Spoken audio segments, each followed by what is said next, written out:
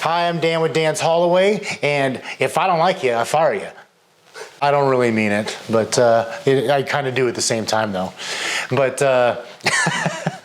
today we're going to talk about hiring and firing employees, where to find them, how to handle all this. Let's get started.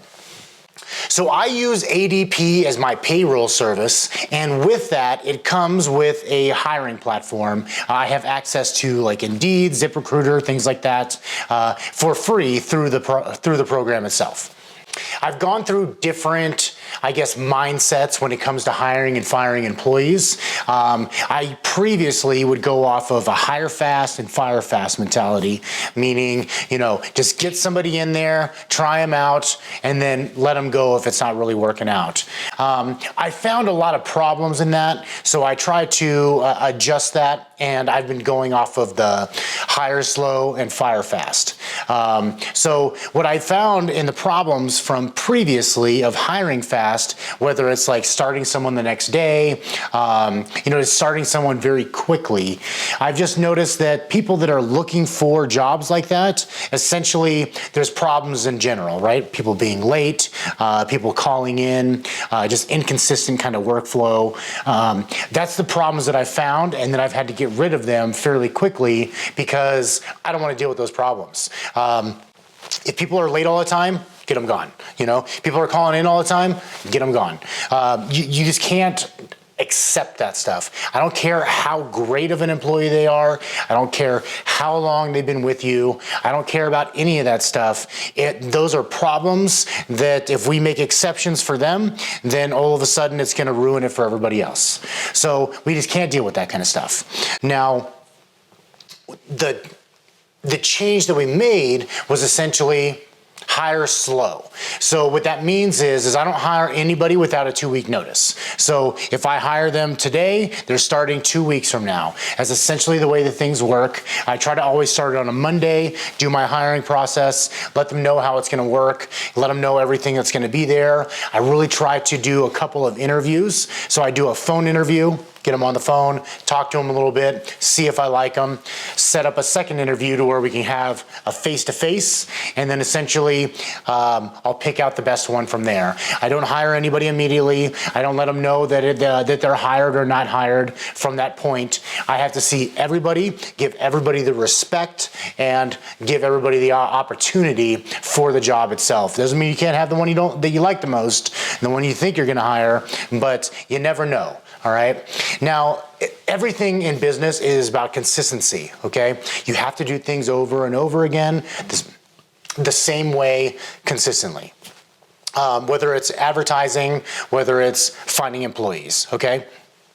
Same questions, same thing over and over again, because you want to have a baseline. You're not just trying to ask anything and everything to each employee. You want to make sure that you are hiring the one that is going to be best fit for your business and you. Now, overall, it's never perfect. You don't know who's going to stay with you. I don't ever expect anybody to be here for 20 years, but I would like to provide the opportunities for that to be able to happen, whether it's, benefits, whether it's paid time off, sick time, any of those kind of things. I want to create an environment and a business that people want to grow in. So ever since I've changed to hiring slow, I've had much better progress with employees. So everybody that has been coming in that kind of program, ever since I've started that, I've had less problems. And what I mean by the less problems means people are consistent.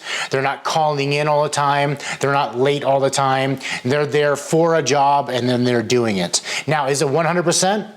No, but at the same time, it brings on a more consistent and a better type of employee rather than somebody that just can start tomorrow. It just never really worked out for me that way. I was able to find good employees, but it was way more problems than it was of good employees. But once I switched to hiring slow, it's like I've started finding all good employees. It's just weird how all that has worked, but that has been the result that I've seen, and I have continued that result.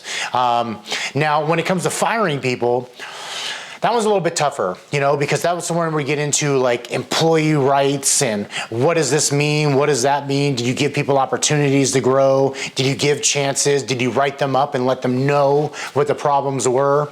Ultimately, I have to work with everybody. So I want my team environment to be good. I don't want any not condensation. What is that word that that I'm looking for?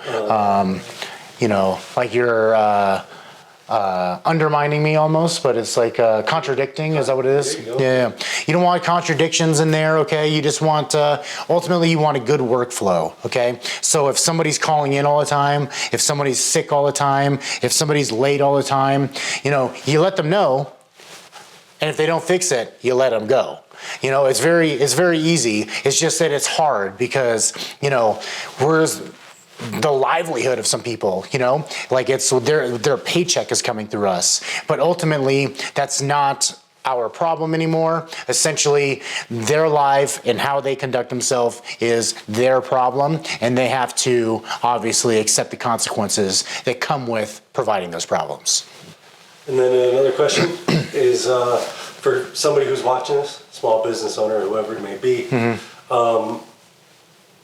what is one thing that you'd want them to maybe know? Like, there's never any desperate circumstances. Desperation is unacceptable with anything. That means that if someone just quits on you, you just got to figure it out. You just got to make it work, and then you got to take your time to make that hire. You can't be hiring off of desperation. You can't be pricing jobs off of desperation. It's going to ruin it all. You have to be consistent, all right? It's the same thing. If you're trying to find a guy, do the proper steps. Don't just go and put a post on Facebook and expect somebody to come and want the job. Don't just write 2 lines as your job description and expect somebody to want to work for you. Okay, write out some things. Some things that are about the job. Write out the pay, the work, what kind of work environment it's going to be, whether it's Monday through Friday, what kind of time frames are they working. All that stuff. Throw it into ChatGPT, ask it to write you a job description for, your position, and then boom. It's super easy, all right? You have to make it something that's professional and something good. You can't just go on to your local community Facebook page and then write something and expect people to flock to it. It's just not the way it works. Go to the right areas. In conclusion, go to like ZipRecruiter, go to Indeed, all right? If you don't have ADP or a payroll service that provides a way to post jobs with it, go to the places where people are looking for jobs and post there. Don't just expect people to know that you're hiring. Don't expect people to respond to your Facebook post because no one's watching. No one's watching, all right? So you have to go to the place where people are looking for jobs.